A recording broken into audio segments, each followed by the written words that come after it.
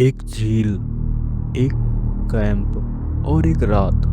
ये वो कहानी है जो कभी पूरी नहीं हो सकती, जो कभी सॉल्व नहीं हो सकती, बस चले जाती है चुपके से, जैसे कोई खामोशी की गहराई में डूब जाता हो।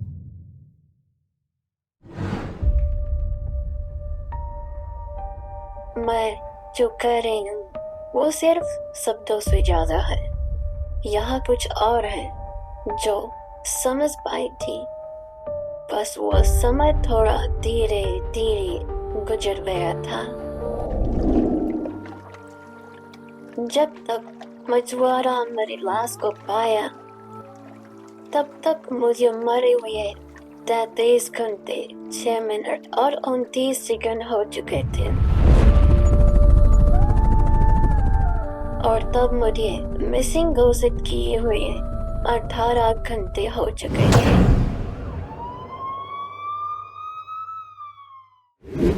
जॉय ने कभी सच नहीं बताया, एक शब्द भी नहीं, सिर्फ खाली, जैसे एक भूल, एक राज।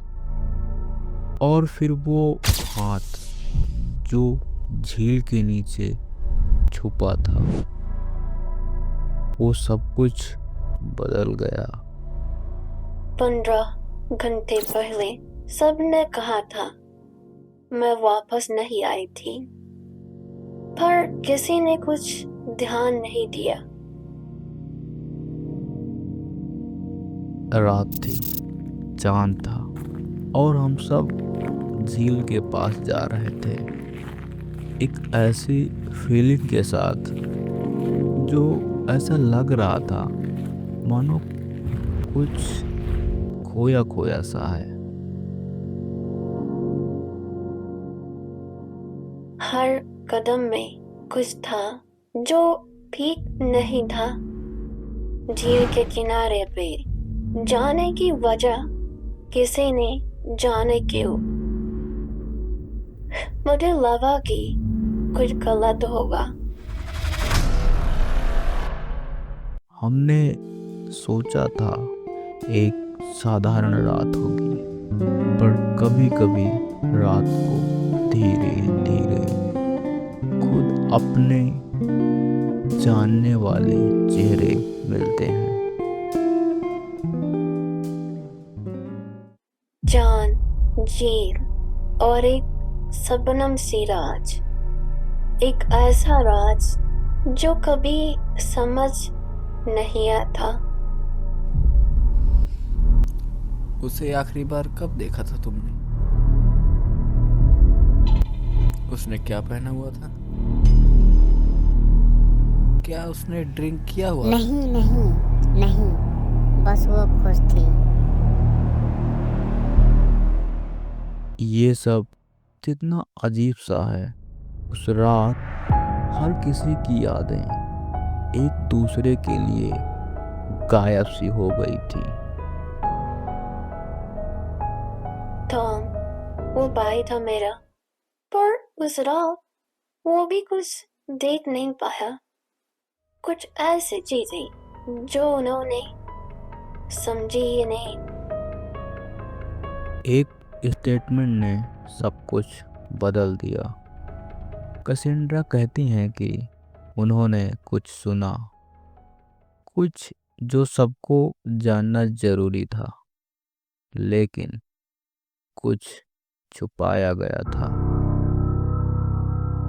कैसेंड्रा कहती है उसने सुना था जॉय और मैं झील के पास लड़ रहे थे, पर क्या ये सच था? पर उस रास्ते में कुछ और था।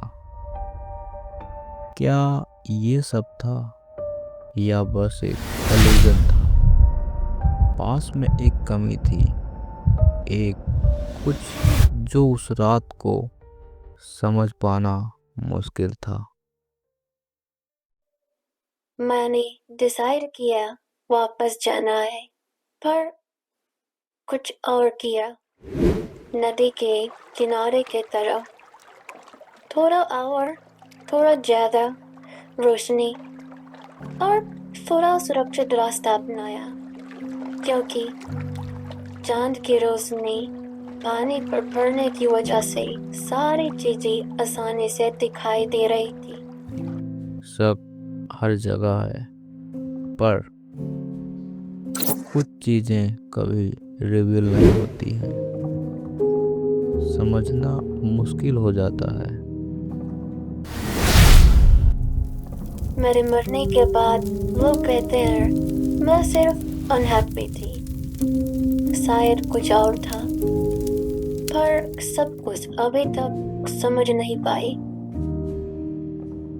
कुछ कहानियाँ कभी सॉल्व नहीं होती, सिर्फ साइलेंस में दफन हो जाती हैं। पर आपको क्या लगता है, ये साइलेंस इन कहानियों को मिटा सकता है? मुझे धीरे धीरे गायब हो जाना है, जैसे उन औरतों की तरह जो गलत टाइम पर और गलत जगह पैदा हुई थी।